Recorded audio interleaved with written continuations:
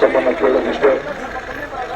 ಕರ್ನಾಟಕ ಸರ್ಕಾರ ಸನ್ಮಾನ್ಯ ಸಿದ್ದರಾಮಯ್ಯ ಅವರ ನೇತೃತ್ವದಲ್ಲಿ ಡಿ ಕೆ ಶಿವಕುಮಾರ್ ಅವರ ನೇತೃತ್ವದಲ್ಲಿ 5 ಗ್ಯಾರಂಟಿಗಳನ್ನು ಕೊಟ್ಟಿದ್ದೇವೆ.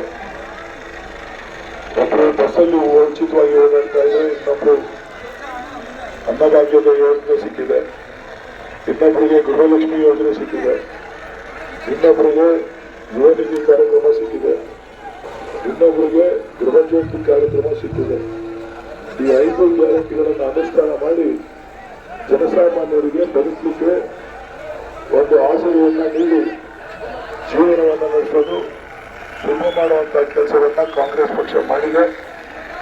ನಾನಾದರೂ ಈ ಸಂದರ್ಭದಲ್ಲಿ ಮನವಿ ಮಾಡೋದಿಷ್ಟೇ, ನನಗೆ ಅವಕಾಶ ಮಾಡಿಕೊಟ್ಟಿದ್ದಂಥ ಸಂದರ್ಭದಲ್ಲಿ ನಾನು ಪ್ರಾಮಾಣಿಕವಾಗಿ ಈ ಕ್ಷೇತ್ರದ ಅಭಿವೃದ್ಧಿಗೆ ಕೆಲಸವನ್ನ ಮಾಡಿದ್ದೇನೆ.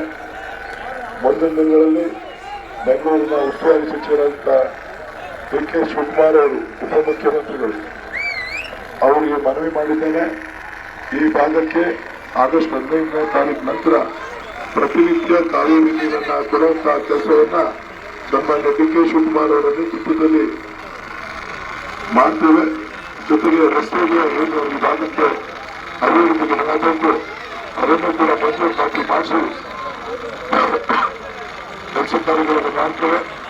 ಈ ಬಡ ಇರೋದ್ರಿಂದ ಅಲ್ಲಿವರೆಗೂ ಬೋರ್ವೆಲ್ ಎಷ್ಟು ಬೇಕೋ ಆ ಬೋರ್ವೆಲ್ಗಳನ್ನು ಕೂಡ ತೋರಿಸುವಂತಹ ಕೆಲಸ ಮಾಡ್ತೀವಿ ಅಂತಕ್ಕಂಥ ಮಾತನ್ನು ಹೇಳಿ ನನ್ನ ಕ್ರಮ ಸಂಖ್ಯೆ 2ನೇ ಕ್ರಮ ಸಂಖ್ಯೆಯ ಹಸ್ತದೊಂದಿಗೆ ಮತ ನೀಡಬೇಕು ಅಂತೇಳಿ ತಮ್ಮಲ್ಲಿ ಕೈಮೂರು ಪ್ರಾರ್ಥಿಸಿ ನನ್ನ ಮಾತನ್ನು ಮುಗಿಸ್ತೇನೆ. ಧನ್ಯವಾದಗಳು.